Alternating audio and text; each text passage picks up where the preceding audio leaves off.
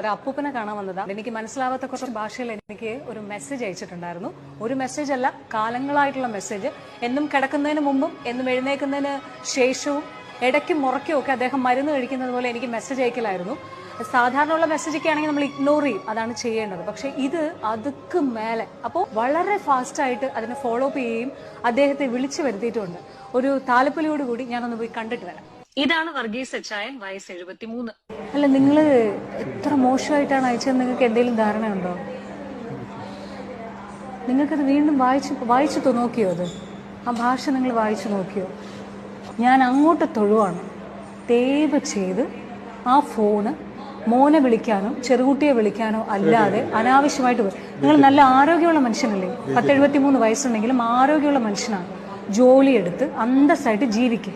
ഇനിയെങ്കിലും ഈ പ്രിമിസസിലായിപ്പോയി, അല്ലെങ്കിൽ കാരണക്കുറ്റി